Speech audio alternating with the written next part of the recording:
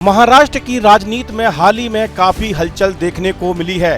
अंबरनाथ में पहले भाजपा और कांग्रेस का गठबंधन हुआ, जिससे कई लोगों को आश्चर्य हुआ, लेकिन थोड़े समय बाद यह गठबंधन टूट गया। इसके बाद स्थिति और स्पष्ट हुई।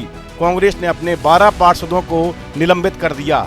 ये कदम अंबरनाथ की राजनीति में बड़ा बदलाव लेकर आया। अब नया अपडेट यह है कि ये 12 निलंबित पार्षद बीजेपी में शामिल हो गए हैं, जिससे भाजपा को फायदा हुआ।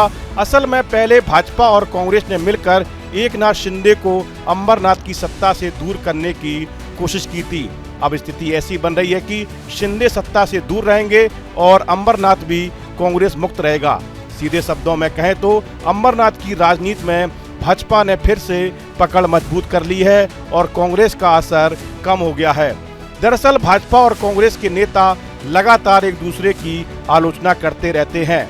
इन दोनों पार्टियों की विचारधाराएं अलग अलग होने के कारण चाहे राज्य स्तर पर हो या देश स्तर पर वे कभी एक साथ नहीं आए। हालांकि जो देश में नहीं हो पाया वह अंबरनाथ में हो गया।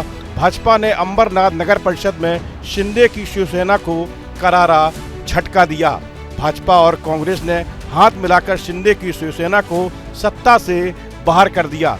हाल ही में हुए अंबरनाथ नगर परिषद चुनाव में बड़ा सियासी घटनाक्रम हुआ।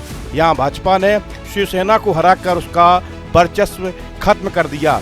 हालांकि शिवसेना सबसे बड़ी पार्टी बनकर उभरी, लेकिन भाजपा ने एक अप्रत्याशित गठबंधन बनाकर नगर परिषद अध्यक्ष पद हासिल कर लिया और बहुमत भी बना लिया। 59 सदस्यों वाली अंबरनाथ नगर परिषद में शिवसेना को 23 सीटें मिली, बीजेपी को 16, कांग्रेस को 12 और अजित गुट की एनसीपी को 4 सीटें मिली, जिससे बहुमत का आंकड़ा पार हो गया। इसके साथ ही शिंदे गुट की शिवसेना की 23 सीटें विपक्ष में चली गईं। कड़े मुकाबले में भाजपा की तेजश्री करंजुले ने शिंदे गुट की उम्मीदवार मनीषा बलेकर को हराकर नगर परिषद अध्यक्ष पद का हासिल कर लिया। दरअसल अंबरनाथ नगर पालिका में बीजेपी कांग्रेस एक साथ सत्ता में आने के बाद बुधवार रात में ही बीजेपी ने बड़ा दांव अंबरनाथ में खेला।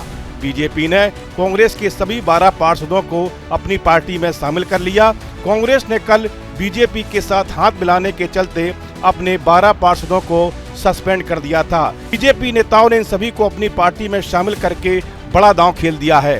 अंबरनाथ के कांग्रेसी नेताओं ने कहा है कि गठबंधन का पहला प्रस्ताव भाजपा ने कांग्रेस को भेजा था। उन्होंने यह भी कहा था कि वे भाजपा के साथ नहीं बल्कि अंबरनाथ विकास अघाड़ी के साथ है। हालांकि यह फैसला लेते समय पार्टी के राज्य कार्यालय को अंधेरे में रखा। इसी वजह से यहां के जिला अध्यक्ष के खिलाफ कार्रवाई की गई। साथ ही 12 पार्षदों को निलंबित कर दिया गया। अब तस्वीर साफ है कि कांग्रेस के निलंबित पार्षदों के साथ होने से भाजपा का काम अब भी बन जाएगा। वहीं बीजेपी प्रदेश अध्यक्ष रविंद्र चौहान ने कहा कि इन पार्षदों ने जनता से विकास का वादा किया था और मौजूदा सरकार की गतिशील कार्यशैली को देखते हुए उन्होंने बीजेपी के साथ आने का फैसला किया। कांग्रेस से अलग होकर इन पार्षदों के बीजेपी में शामिल होने से स्थानीय स्तर पर पार्टी का आधार काफी मजबूत हुआ है। अब बीजेपी नेतृत्व वाली यह अघाड़ी अंबरनाथ नगर परिषद में नेतृत्व संभालेगी। शिवसेना के लिए यह बड़ा झटका है, क्योंकि बहुमत के करीब होने के बावजूद वह गठबंधन की गणित में पीछे रह गई। इस वीडियो में फिलहाल इतना ही। आप बने रहिए न्यूज नेशन के डिजिटल प्लेटफॉर्म के साथ। आपके मोबाइल पर तुरंत आएगी ब्रेकिंग न्यूज। स्क्रीन पर सबसे पहले दिखेगी बड़ी खबर। देश दुनिया की हर खबर एक जगह। अब आपके मोबाइल पर तुरंत फटाफट इंस्टॉल कीजिए न्यूज नेशन ऐप और रखिए खुद को अपडेट।